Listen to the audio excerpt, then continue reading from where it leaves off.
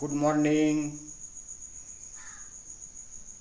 my sweet and lovely devotee art of learning सीखने की कला में आज फिर से आया हूँ कुंडलिनी योग के बारे में, क्योंकि एक कुंडलिनी शक्ति जब इंसान अभ्यास करने के लिए बैठता है और कुछ भी जानकारी नहीं होता है, और जो भी जानकारी लेके वो आसन में बैठता है तो कभी कभी उनको काफ़ी मुश्किलों का सामना करना पड़ता है। क्योंकि जब वो पहली बार सारे इंद्रियों को वशीभूत करके और प्राणायाम के द्वारा ब्रह्मा मुहूर्त में सुबह आसन में बैठता है, शिवलिंग को प्रतीक मानकर, जो शिव जी के मंदिर में शिवलिंग में साफ दिखाई देते हैं, ऐसे ही कुंडलिनी मेरे शरीर के अंदर मूलाधार में विराजमान है। और उस कुंडलिनी शक्ति, उस महामाया को आह्वान करना चाहे कि हे माते, हे देवी, आप मूलाधार से उठकर अपने निवास स्थान पर पहुँचे, जहाँ ब्राह्मण पंडित बामन चोटी रखता है, और इस प्रकार संकल्प करके रोज ब्रह्मा मुहूर्त में बैठना चाहिए। और जितना हम सुबह इसका अभ्यास करेंगे उतना हमें अपना जो ऊर्जा है, मॉर्निंग टाइम में अपना जो एनर्जी है पूर्ण रूप से ये बहिर्मुख होता है। जब रात में हम सो जाते हैं तो सारे इंद्रियां, 5 ज्ञान इंद्रिया, 5 कर्म इंद्रिया, 5 इंद्रियों के विषय मन, बुद्धि,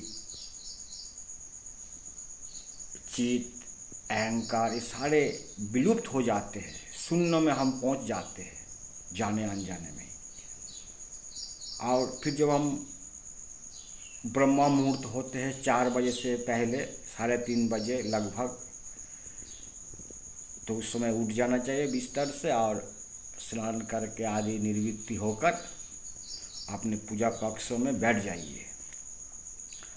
और उस समय सारे इंद्रियां बहिर्मुख होना चालू कर देगा, मतलब अपने अपने जो जैसा सोच है उसी कार्य में लगने लगेगा। तो उस दौर के समय मन को काबू कर लेना बहुत कठिन होता है ब्रह्मा मुहूर्त में। आई कुंडलिनी योग जो है अंतर्मुखी है, इंटरनल है।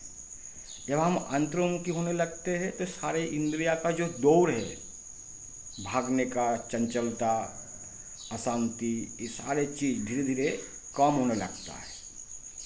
और जब धीरे धीरे कुंडलिनी शक्ति हम अभ्यास करेंगे उतना ही देखेंगे मन शांत हो जा रहा है, अशांति शांति में बदल जा रहा है, दुख सुख में बदल जा रहा है, आदि आदि। आपके अंदर एक कॉन्फिडेंस खुद अनुभव होगा। स्पिरिचुअलिटी, आध्यात्मिक जब अंतर्मुखी होना चालू करेंगे उसी दिन से हमारे एक नया जीवन शुरू होता है। वो आध्यात्मिक जीवन है, अनुभव का जीवन है। और ये जितने मानव जीवन में हम कर लेंगे उतने ही कम है, क्योंकि पशु पक्षी चिड़िया इस योग को नहीं कर सकता है। इसलिए मानवी है जो इस कुंडलिनी योग के सहारे अपने मूलाधार से उस नाक को उठाकर सारे जो मुख्य नाड़ी बताया गया है, मूलाधार, स्वादिष्ठान, मणिपुर, अनाहत, विशुद्धा, आज्ञा चक्र, सहस्रार, इसी 7 केंद्रों में उनको उस कुंडलिनी शक्ति को, महाशक्ति को जागृत करके ऊपर उठाए। तो जितने वो अभ्यास करते रहेंगे वो महाशक्ति गुरु कृपा दृढ़ विश्वास से आपका एक कुंडलिनी शक्ति खुल जाएगा। और जिस दिन एक कुंडलिनी शक्ति खुल जाएंगे उसी दिन आपका एक नया आयाम भक्ति का शुरू होता है। भक्ति devotion. Devotion is a dimension that which follow you to sail across even if you don't know the way. ओम नमः शिवाय। अगले वीडियो हम बताएंगे फिर